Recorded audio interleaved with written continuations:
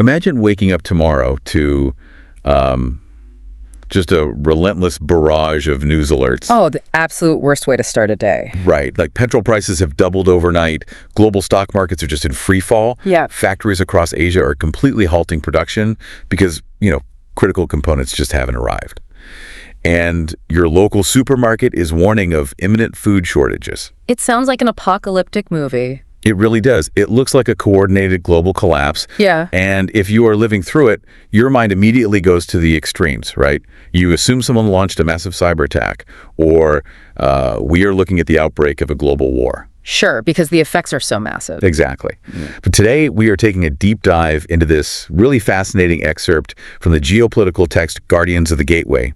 And it reveals that the trigger for this specific scenario isn't digital warfare or a sudden financial crash. No, it's much simpler than that. Right. The source of this entire global paralysis is simply a traffic jam in a narrow stretch of water. Yeah, it is a profound anticlimax that literally dictates the stability of the entire globe. I mean, we aren't talking about vast, sprawling oceans or political capitals here. Yep. We are looking at a handful of very specific, very narrow maritime gateways. These are geographical bottlenecks that thousands of ships have to pass through every single day. And they carry, everything. Everything. The energy that powers our grids, the fertilizer that grows our food, the raw materials that build modern life. So our mission for this deep dive today is to understand the mechanics behind these waterways. We're going to look at why physical geography still rules our world, how these routes act as the invisible circulatory system for the global economy, and why nations are quietly positioning their militaries to control them. Because it turns out the prosperity of billions of people, and that includes you listening to this right now, depends entirely on just a few vulnerable oceanic bridges. And, the central paradox the text presents here is this immense disconnect between how we perceive modern civilization and how it actually functions physically. Yeah, I totally get that. Right. There is this assumption that human beings have just evolved past the need to worry about physical geography. Which is a completely understandable assumption, honestly. I mean, we live in an era where you can instantly beam a massive data file from Tokyo to New York via satellite. Right. We literally watch rocket landings in real time on our phones. It feels like technology has just completely conquered distance. It does feel that way. But history shows us that we fall into this trap constantly. Every major leap in technology comes with this bold prediction that geography is finally dead. Oh, like when airplanes were invented. Exactly. When airplanes took to the skies, military strategists confidently declared the end of navies. They were like, there is no point in controlling the sea when you can just fly right over it. Which obviously didn't pan out. Right. And then came intercontinental ballistic missiles, right? Right. CBMs, which were supposed to make national borders meaningless because, destruction could be launched from the other side of the planet. And today, we hear the exact same rhetoric surrounding artificial intelligence, cyber warfare, hypersonic weapons. Always the new shiny thing? Yep. The narrative always insists that the physical Earth-like, the mountains, the rivers, the oceans, is irrelevant now. Yet the source material synthesizes this reality check that just cuts right through that narrative. Because technology changes how nations compete with each other, but physical geography still dictates where they compete. That is the core of it, yeah. Like you can have the most advanced AI network imaginable, but mountains still provide physical defense. Right. Rivers still dictate where agricultural hubs pop up. And when it comes to keeping modern civilization running, we are still entirely dependent on the oceans. Entirely. The statistics are just staggering. Roughly 80% of global merchandise trade by volume still travels by sea. 80%. Wow. So when you look at the physical objects around you right now, you are looking at the direct results of maritime trade. The components in your smartphone, the heavy machinery building your roads. Even the liquid natural gas heating our homes. Yes, all of it moves on commercial ships. It reminds me of the illusion we have about the internet. Oh, that's a great comparison. Right, we talk about the cloud all the time. The terminology makes it sound ethereal, like our emails and photos are just, floating weightlessly in the sky. Right, like they're actually in a cloud. Exactly. But the reality is that the cloud is this massive, highly vulnerable network of physical fiber optic cables running right along the bottom of the ocean. Yes. And we have that exact same illusion about e-commerce. You click buy on a website, the payment clears instantly, and you just assume trade is this frictionless digital experience. But that instantaneous digital command, it just triggers a very slow, very physical process. I mean, the physical limits of friction and buoyancy mean that water remains the absolute most efficient way to move massive amounts of weight. Because air travel is just too expensive for heavy freight. Way too expensive, and an entire fleet of cargo planes cannot carry the volume of a single modern megaship.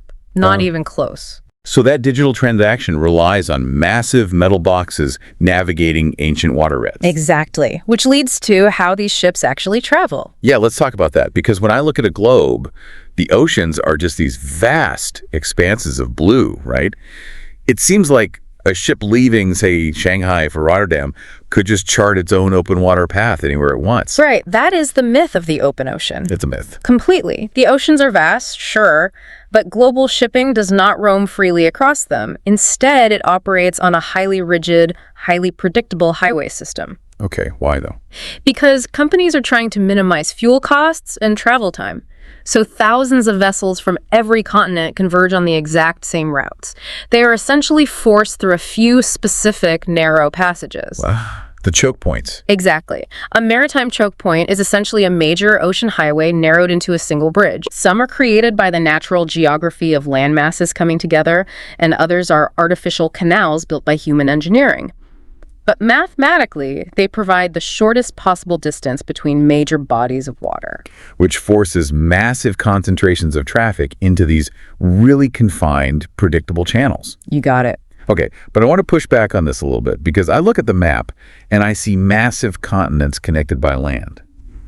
If 80% of our goods rely on these incredibly narrow, vulnerable water bridges, why aren't we bypassing them? That's a fair question. Like China have been pouring hundreds of billions into those massive rail networks across Eurasia, right? Right, the Belt and Road Initiative. Yeah. And with climate change, melting Arctic ice aren't entirely new northern sea routes opening up that just avoid these traditional bottlenecks altogether. It is exactly the right question to ask, but the alternatives kind of fall apart when you look at the sheer physics and economics of global trade. Really? How so? Well, let's take the Eurasian rail networks first. They are impressive, no doubt. But rail carries a tiny, tiny fraction of what a fleet of container ships can move. Oh, because of the volume difference. Yeah. To replace the volume of maritime shipping with trains, you would need an infrastructural miracle that simply isn't feasible across that diverse, often mountainous terrain. Okay, that makes sense. But what about the Arctic route? You can use ships for that. The Arctic route is physically opening up due to melting ice, yes, but it is highly, highly unpredictable. In what way? It lacks the deep water ports, the search and rescue infrastructure, and the reliable weather patterns required for commercial shipping. Oh, right, because if something goes wrong up there, you are totally on your own. Exactly. A shipping company running on tight margins cannot base its entire supply chain on a route that might freeze over unpredictably, or lacks emergency support if a vessel, loses power. That's a massive financial risk. It is. So the ancient maritime choke points remain the only viable option. So they're basically forced to use these narrow bridges, which makes the entire system incredibly fragile. Incredibly. And we saw the mechanics of this fragility play out recently with the Suez Canal blockage, right? Yes. The 2021 Suez Canal incident is a perfect case study for this text. Oh man, the Ever Given. The Ever Given, yep. You had a single human-made choke point and one massive container ship, which got wedged diagonally across the channel due to high winds and poor visibility. And because it's essentially a single lane, traffic just stops. There's no detour. You can't just drive on the grass to get around it. Exactly. Hundreds of ships just piled up on either side of the canal, but the mechanics of the disruption go far beyond just a delay. Right, because of how manufacturing works now. Yes. Modern supply chains run on a just-in-time model. Factories don't hold vast warehouses of spare parts anymore. They expect the parts to arrive exactly when they need to go on the assembly line. Exactly right. So when that single ship blocked the canal, European automotive plants literally had to halt production lines because components from Asia were physically stuck in the Mediterranean. Just sitting there on the water. And we're seeing similar mechanical failures in the supply chain with the instability in the Red Sea right now. Yeah, the Red Sea situation perfectly demonstrates the financial mechanics of a choke point. Because it's not a ship stuck this time, it's about safety. Right. Because that specific waterway became dangerous due to regional instability, shipping companies calculated that the risk of losing a ship was simply too high. So they voluntarily rerouted their vessels down and all the way around the southern tip of Africa. Which is an enormous detour. I mean, looking at a map, that adds, what, thousands of miles? Thousands of miles and weeks of travel time to the voyage. But the real consequence is the math. Rerouting requires dramatically more fuel. It requires paying crews for weeks of extra labor. Wow, yeah. And crucially, the maritime insurance premiums absolutely skyrocket when a region becomes volatile. Oh, I hadn't even thought about the insurance. It's massive, and those costs don't get absorbed by the shipping company. No, of course not. They pass it on. Right. They are immediately passed down the line to the manufacturer, then to the retailer, and finally to the consumer. So the price of a new television or a gallon of gas goes up not because of inflation in the traditional sense, but literally because the physical path the product took was forced to change. Precisely. The physical geography dictates the economic reality. And this is where the source material introduces a critical strategic pivot. Okay. If these geographic choke points are the solitary linchpins for global economic survival, they're no longer just civilian trade routes. Right. They become targets. They are the ultimate military prize. The dual-use dilemma. I found this part of the excerpt so fascinating. Oh, it really is. When we think of military movement, we usually assume navies have their own secret routes or like special operational areas. Yeah. But the text points out that navies are bound by the exact same geography as commercial vessels. They absolutely are.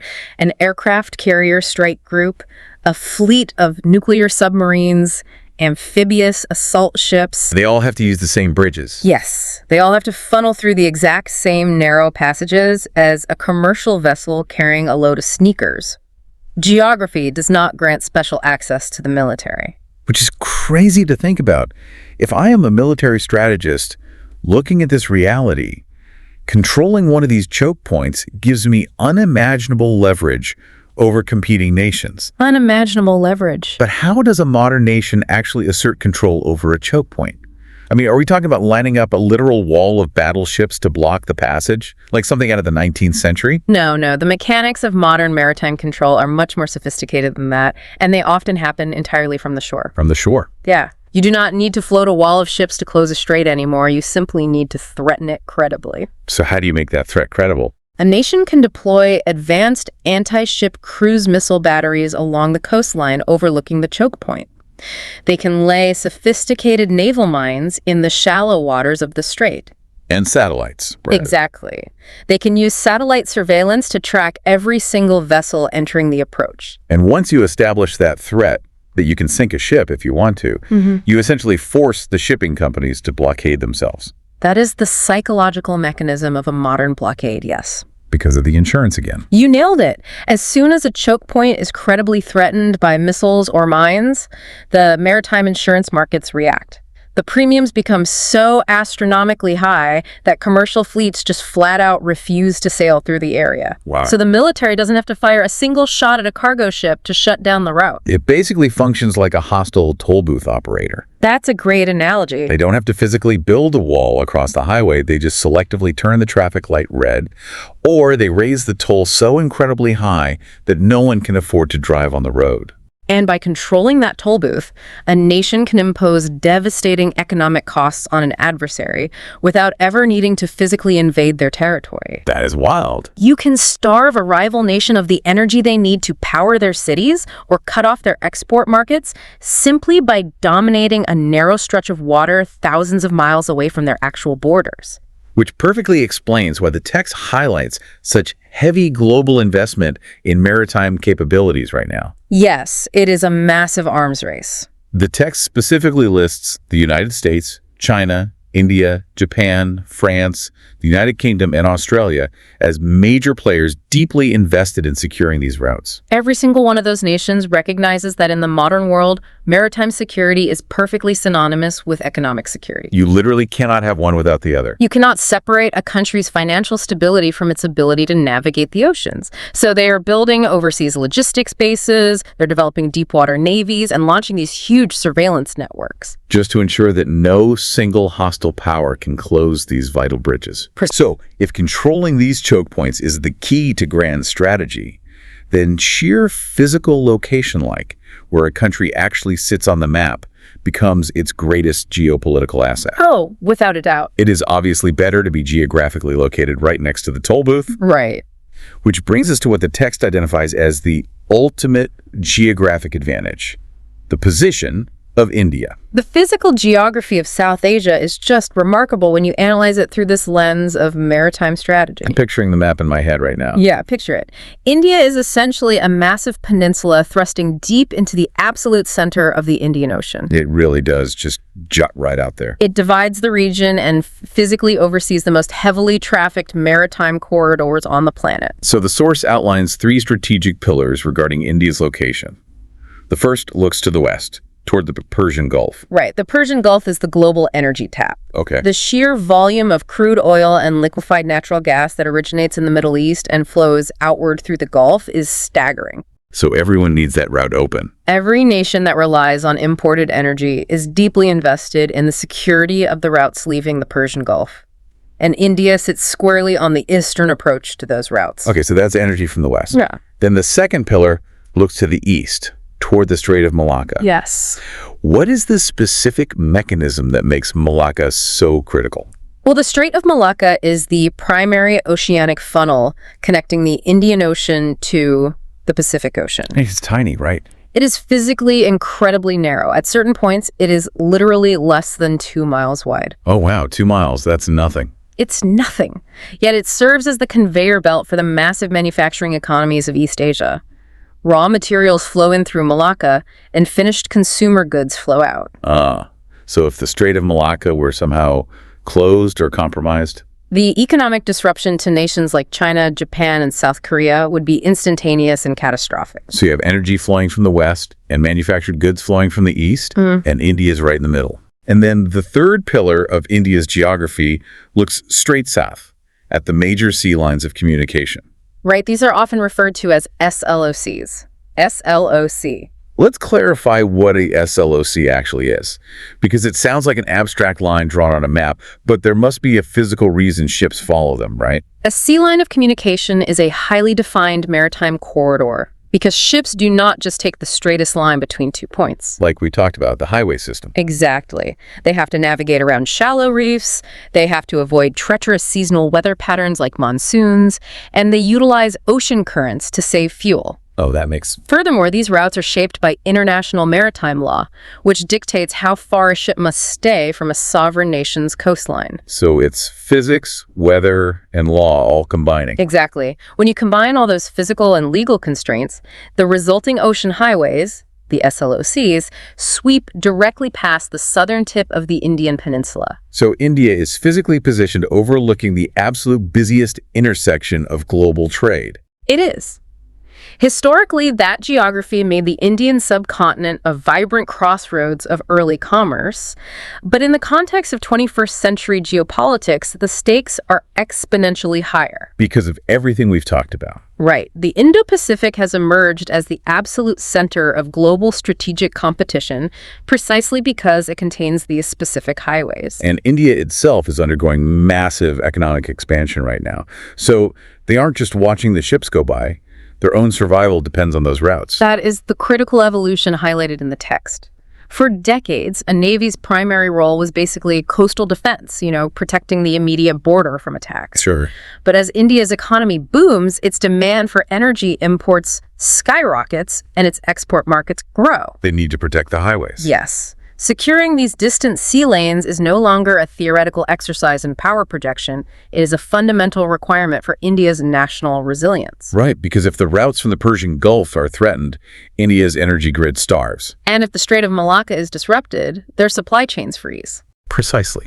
Therefore, protecting these specific maritime highways is essential to India's economic development and its diplomatic influence across the region. They are investing heavily in deep-water naval capabilities, island military bases, regional partnerships, because whoever can credibly protect or threaten these choke points ultimately shapes the balance of power in the international order. Wow. It fundamentally changes how you look at the world map. We are taught to look at the continents, the landmasses, and the political borders. The colored shapes on the map. Exactly. But this deep dive into Guardians of the Gateway forces us to look at the negative space. The oceans aren't empty voids separating countries. They are a highly structured, deeply interconnected, and dangerously vulnerable circulatory system. And despite all of our technological advancements, right? Despite satellites, artificial intelligence, and instantaneous global communication. We haven't transcended the physical world. We have not. We have merely built more complex, more expensive machines that are forced to navigate the exact same geographical choke points that empires fought over centuries ago. The global supply chain that sustains our modern digital lives is physically anchored to these narrow strips of water, which leaves us with a really compelling thought to consider long after this deep dive ends. Yeah, I love this final point. The next time you click buy on a globally manufactured product, just consider the physical journey that item must take. It doesn't arrive by magic. It relies on a slow-moving vessel navigating ancient oceanic bottlenecks. Very true. So ask yourself, whose naval forces are currently securing the invisible bridges that your shipment must cross? And how fragile is our modern world if those geographical gateways are suddenly closed to the nations that need them the most? Thank you for joining us on this Strategic Vanguard podcast. If you found value in this analysis, don't forget to like, share, and subscribe to our channel. We bring you fresh podcasts every Monday here on YouTube and Rumble, and you can also catch the audio versions on Spotify and Amazon Music. Just search for Strategic Vanguard Podcast. For more insights, articles, and discussions, subscribe to our blog at strategicvanguard.com. Your support helps us grow and bring you more in-depth analysis on defense, geopolitics, and strategy. Until next time, stay informed, stay strategic.